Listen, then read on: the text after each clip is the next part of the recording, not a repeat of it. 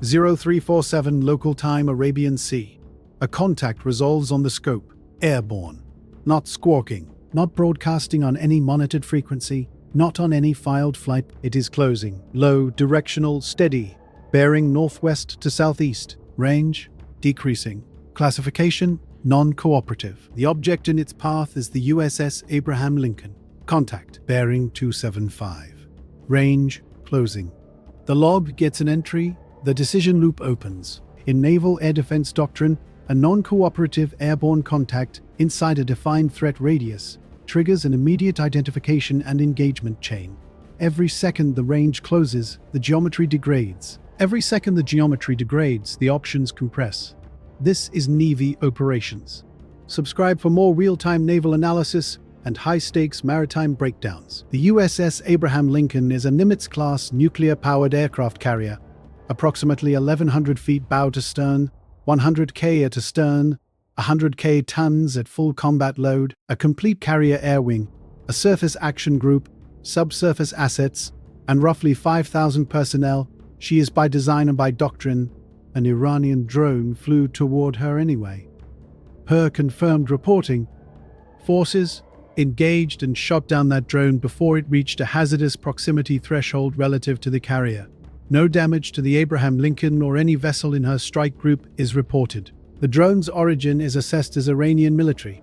Its specific airframe classification, fixed wing, rotary wing, or loitering munition variant, has not been confirmed in open source reporting as of this recording. The intercept is confirmed.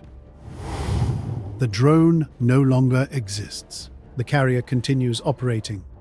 That intercept is not where this story begins. It is the midpoint. The full picture extends further back and further out, and it is still unfolding on the morning of February 9th, 2026. Build it from the geography. The Strait of Hormuz measures roughly 21 nautical miles at its narrowest point, from the Iranian coast in the north to the Omani coast in the south. The internationally designated traffic separation scheme inside it compresses that into managed lanes, 2 inbound, 2 outbound, each approximately 2 nautical miles wide, separated by a 2-mile median zone. A laden tanker transiting the eastbound lane, exiting the Persian Gulf, operates with Iranian territorial waters off the port bow at ranges measured in single digits. There is almost no margin for deviation. The lane is the lane. Approximately 20% of all globally traded petroleum transits that choke point every day, around the clock. There is no bypass route for tankers departing the Persian Gulf. The strait is the exit. Every ship that loads in the Gulf goes through it. Iran has understood that leverage for decades and has organized an entire doctrine around it.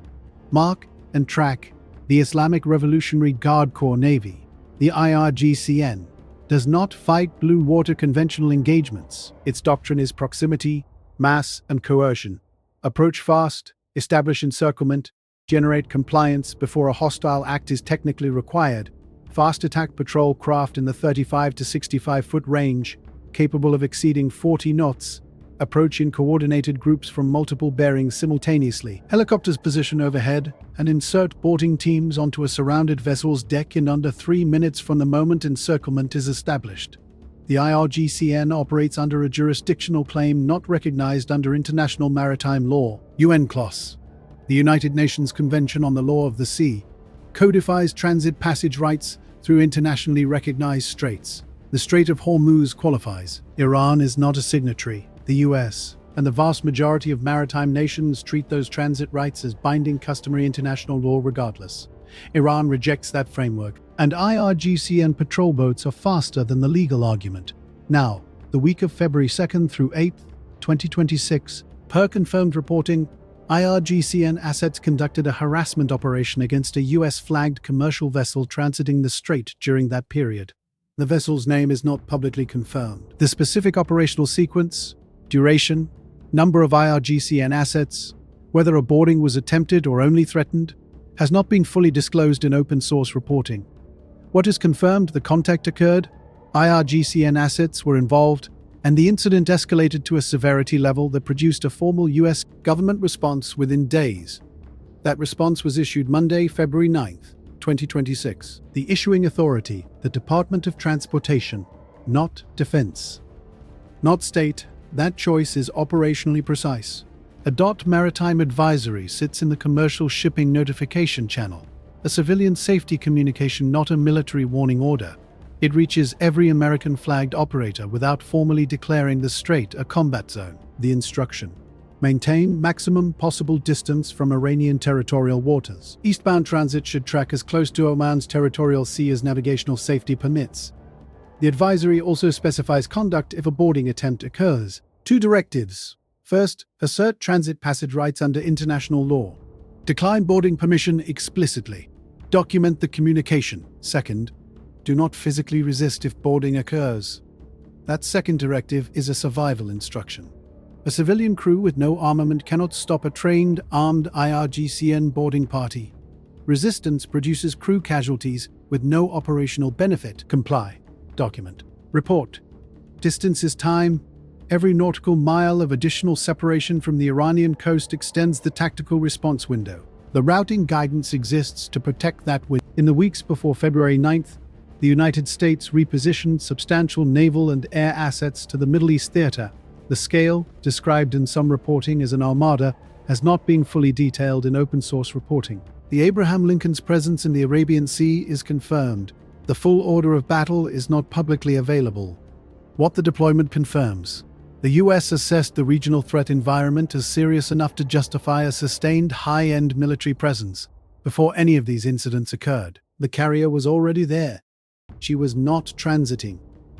She was operating on station, conducting flight ops, maintaining ISR coverage, projecting a deterrent statement visible to every national intelligence service in the region. Iran assessed it. The drone was the answer. Iranian military drone operations in the Arabian Sea are not navigational errors. They are authorized acts. That drone had a targeting chain behind it. Persistent ISR coverage of the carrier's position and track, authorization at some command level, a decision to proceed knowing the outcome. U.S. forces engaged. The drone was destroyed. This was not miscalculation. This was a deliberate probe. All stations. Track confirmed, hostile. Engagement complete. Now layer in the simultaneous diplomatic channel, because it is operating at the same time as everything else on this board. At the same moment, IRGCN patrol boats were reportedly surrounding a US-flagged hull in the strait, and a drone was closing on the Abraham Lincoln. The United States and Iran were negotiating in Oman over Iran's nuclear program. These talks are confirmed.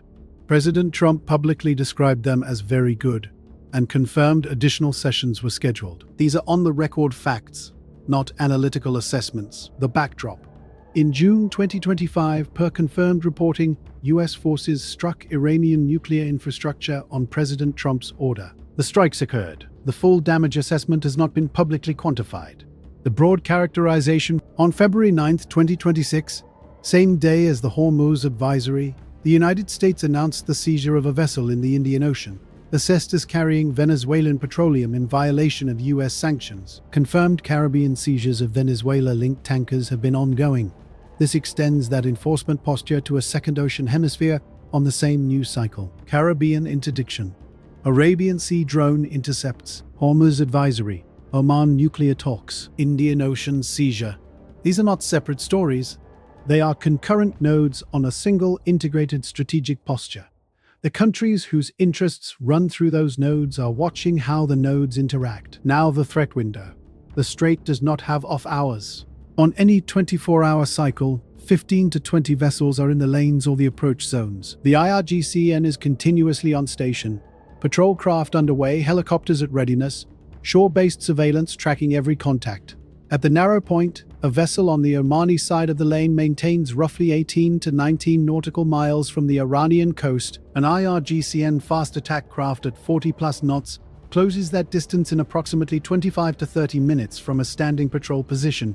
That is the intercept envelope. U.S. naval response time does not operate inside that envelope under most conditions. The advisory is the mitigation. The routing is the margin. The master who uses the Omani side of the lane buys time. The master who treats a formal, threat-specific government advisory as a formality buys nothing. The danger window is not the moment the advisory dropped. It is not the morning the drone went down near the Abraham Lincoln. It is every transit that follows a master's decision to assume the threat, As the Abraham Lincoln continues operating, the diplomatic channel in Oman continues. The IRGCN continues its patrol cycle. The traffic separation scheme continues, moving 1/5 of the world's traded oil 24 hours a day in both directions. Somewhere on a sensor display not visible in open source reporting, a new contact is forming. It may be squawking, it may not be. When the call comes, it will be flat, non-cooperative. Subscribe to Navy Operations for more.